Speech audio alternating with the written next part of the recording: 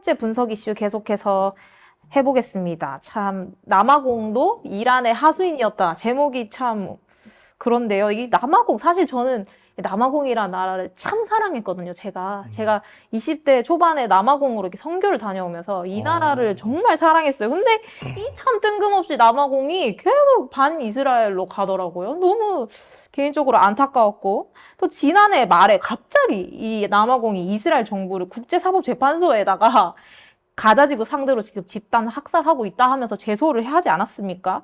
근데 이번에 또 남아공이 국제사법재판소에다가 요청서를 또 제출했다고요. 이번에 또 무슨 내용으로 요청서 냈습니까? 가장 최근에 이제 발생한 일인데요. 이제 최근에 라파 공세를 앞두고 있지 않습니까?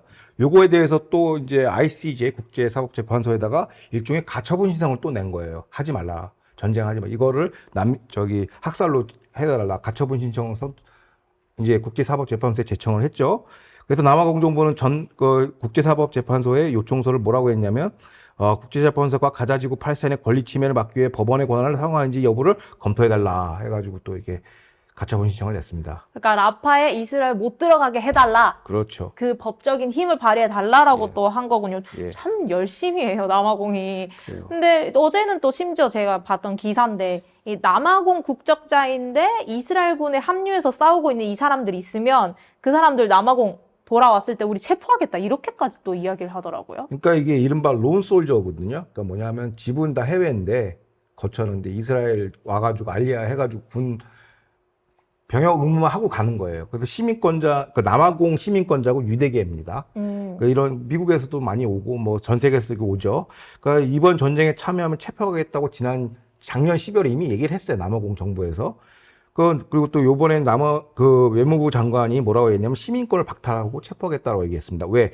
남아공은 2.28 전쟁을 불법 전쟁으로 규정하고 있으므로 여기에 참여하면 무조건 전쟁 범죄 행위다. 라고 얘기를 하고 있고, 근데 그래서 이제 IDF 군당국도 이제 구제책을 위해서 이제 남아공이랑 협의 중에 있다고 합니다. 법률적 조치를 취해야 되거든요. 이걸 어떻게, 왜냐면 피해 볼 수는 없잖아요. 여기서 삶의 터전이 이제 남아공에 있는데, 저는 뭐 이다은 PD와 달리 저는 남아공을 요번에 알게 됐어요.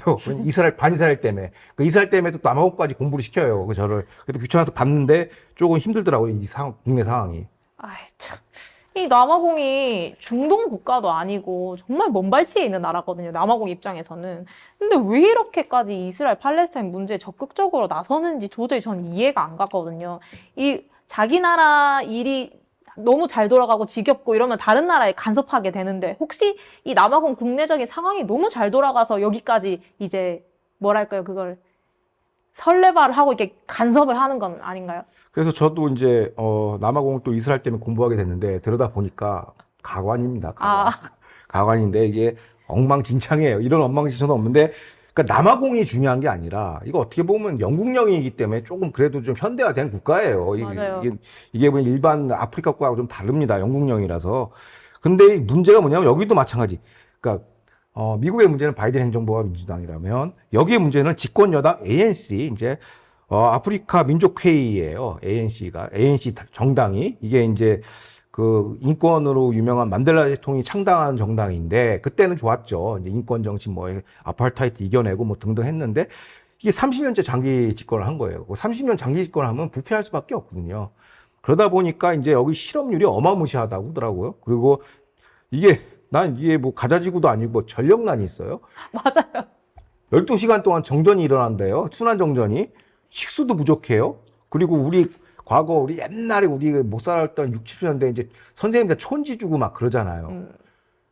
이게 사회적 이슈예요. 선생님들 촌지 막 주고 교육도 엉망진창이고 그래서 실업률도 어마무시하고 거의 국가 통치를 남미권보다 더 못하게 하고 있는 거가 여러 지표로 나오는데, 그러니까 이렇게 부패로 허덕이다 보니까 외부 세력에게 뇌물 받는 구조예요. 그러다 보니 러시아 올리가르키 있지 않습니까? 러시아 재벌들한테도 막 돈 받고 정치자금 받고 중국은 뭐 말할 필요도 없고 이게 뇌물 받는 게 일상이라고 해요. 민생은 도탄에 빠지고 뭐 이런 현상이라고 보여집니다. 아이고.